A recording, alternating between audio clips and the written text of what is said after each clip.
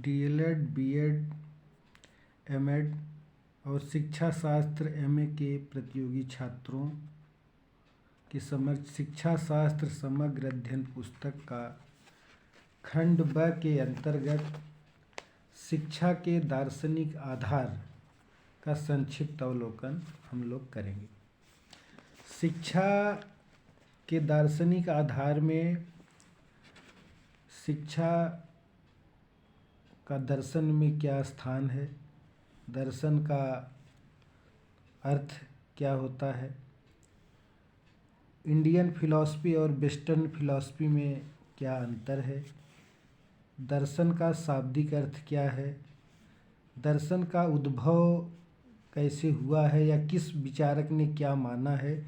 जैसे प्लेटो ने आश्चर्य, कौतूहल और जिज्ञासा को, डेकार्टे ने संदेह भावना को, जॉन डीवी ने स्वयं शिक्षा को दर्शन का उद्भव माना है। दर्शन की कुछ परिभाषाएं, दर्शन का विषय क्षेत्र तत्व मीमांसा, ज्ञान मीमांसा और मूल्य मीमांसा को। इसके अलावा दर्शन की प्रकृति, फिर उसके बाद शिक्षा दर्शन क्या है, शिक्षा दर्शन के विभिन्न शैक्षिक पहलुओं का, जैसे शिक्षा का उद्देश्य, पाठ्यक्रम, शिक्षण विधि, विद्यालय प्रबंधन, अनुशासन, शिक्षक दर्शन और इन सब का उल्लेख किया है। साथ में शिक्षा और दर्शन में क्या संबंध है। बहुत बार ये परीक्षाओं में पूछा गया है कि शिक्षा दर्शन का गतिशील पक्ष है, ये किसने कहा है, तो एडम्स ने। दर्शन और शिक्षा एक सिक्के के दो पहलू हैं, तो रास के। इन सब का उल्लेख किया है। जितने भी कथन परीक्षा उपयोगी हैं उनका यहाँ पे जो है वर्णन किया गया है। फिर कैसे यह गतिशील पहलू है, इसको चित्र के माध्यम से दर्शाया गया है। शिक्षा दर्शन के क्या प्रश्न हैं, उनका उत्तर देने का प्रयास किया गया है। शैक्षिक दर्शन की परिभाषाएं, यहाँ पर एक आप लोग फिगर देख रहे हैं ये वाला, कि शिक्षा दर्शन को ये अब आसानी से दिखाई पड़ेगा कि शैक्षिक दर्शन एजुकेशनल फिलॉसफी को एक वर्गीकरण करके समझाया गया है। जैसे इधर की तरफ एजुकेशन, ई प्लस ड्यूको, टू लीड आउट, लैटिन भाषा का शब्द, चेंज ऑफ ह्यूमन बिहेवियर, एक विश्लेषण है पूरा एजुकेशन का, पॉइंट्स दिया हुआ है। इधर की तरफ फिलॉसफी का, फिलॉसफन सोफिया, लव फॉर विजडम, ग्रीक भाषा का, उसका अपना मीनिंग दिया हुआ है और इन दोनों के बीच संबंध को यहाँ दर्शाया गया है। शिक्षा दर्शन के प्रमुख कार्य परिकल्पनात्मक, मानकीय और समीक्षात्मक का वर्णन किया गया है। एक शिक्षक के लिए शिक्षा दर्शन की क्या आवश्यकता है, उसका भी विश्लेषण पुस्तक में किया गया है। फिर क्रमवार में सबसे प्राचीन दर्शन आदर्शवाद का विश्लेषण, जनक, उसका व्यावहारिक, उसके शब्द का अर्थ, उसका विषय क्षेत्र, तत्व मीमांसा, मूल्य मीमांसा और ज्ञान मीमांसा का उल्लेख, उसके सिद्धांतों का वर्णन और शिक्षा की दृष्टिकोण से उसका क्या प्रत्यय है, कौन कौन सी परिभाषाएं हैं। उस आदर्शवाद के अनुसार शिक्षा का उद्देश्य क्या है, पाठ्यक्रम क्या है। यहाँ पे देखिए बहुत बारीकियाँ दिखाई गई हैं कि शिक्षा का उद्देश्य आदर्श के वाद के अनुसार क्या है और किसके अनुसार है। जैसे शिक्षा का उद्देश्य उत्तम शारीरिक विकास करना, तो सुकरात के अनुसार है। चारित्रिक एवं नैतिक विकास, तो हर्बार्ट की, इसको अलग अलग करके डिफाइन किया हुआ है। और सत्यम शिवम सुंदरम को स्पष्ट किया है। शिक्षण विधियाँ, बहुत बार प्रश्न पूछे जाते हैं कि कौन सी विधि आदर्शवाद से जुड़ी हुई है या उसके कौन प्रतिपादक हैं। तो यहाँ देखिए सुकरात की प्रश्नोत्तर, प्लेटो की संवाद, हीगल की तर्क, पेस्टोलॉजी की अभ्यास, हर्बर्ट के फ्रोबेल की खेल, डेकार्टे की सरल और जटिल। तो इनको सबको एक साथ आदर्शवाद के अनुसार शिक्षण विधियाँ क्या हैं और उसकी उपयोगिता क्या है, निष्कर्ष क्या है। इसी तरीके से उसके बाद प्रकृतिवाद का पूरा वर्णन इस तरह से दिया हुआ है।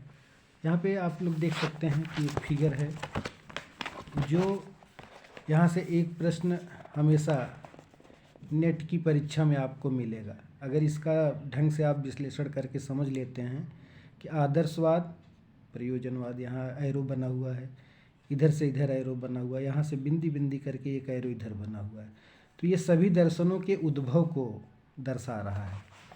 तो प्रकृतिवाद का भी आदर्शवाद की तरह ही संपूर्ण विश्लेषण, उसका उद्देश्य, उसकी पाठ्यचर्या, उसकी विधियाँ और उसके अनुसार शिक्षक छात्र संबंध क्या है, उन सबको दर्शाया गया है।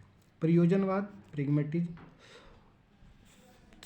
की विस्तृत व्याख्या यहाँ पे की गई है। हालांकि इन दार्शनिक विचारधाराओं का खंड अ में संक्षिप्त विश्लेषण किया गया है, लेकिन खंड ब में उसको विस्तृत ढंग से केवल और केवल परीक्षा की दृष्टि से उपयोगी बातों को इसमें दिखाने की कोशिश मेरे द्वारा की गई है।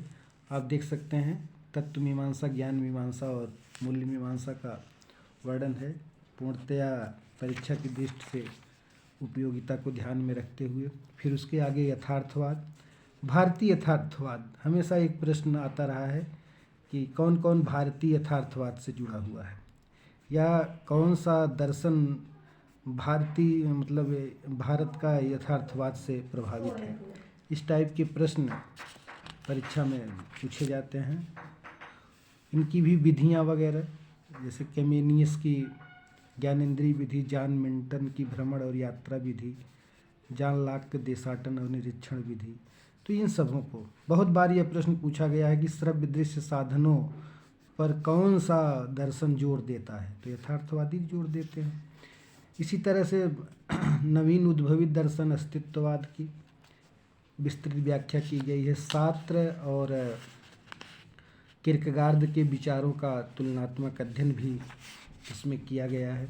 मानवतावाद, अब्राहम मैस्लो ने जिस दर्शन को दिया, ब्रूबेकर वगैरह उनके साथ थे, उनका विस्तृत वर्णन, मानवतावाद की विशेषताओं का उल्लेख किया गया है। मार्क्सवाद,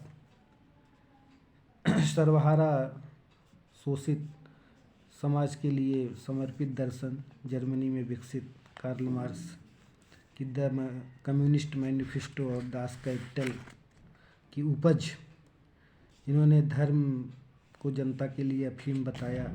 इन सभी चीज़ों को विस्तृत ढंग से समझाने की कोशिश मेरे द्वारा इस पुस्तक में की गई है, जो स्पेशली बीएड और डीएलएड, एमएड के बच्चे जो हैं, जो एमए एजुकेशन के बच्चे हैं, नेट जेआरएफ असिस्टेंट प्रोफेसर प्रवक्ता की, डाइट प्रवक्ता परीक्षा की, पीएचडी का एंट्रेंस वगैरह की तैयारी करना चाहते हैं, तो इनके लिए यह बहुत उपयोगी पुस्तक है। और अगर जिन्हें है तो वो दिए गए मोबाइल नंबर पर संपर्क कर सकते हैं, और पुस्तक बाई पोस्ट उपलब्ध कराने की सुविधा है। हम एड्रेस लेकर के पुस्तक जो है उनके घर पर पोस्ट करवा देते हैं। बहुत बहुत धन्यवाद।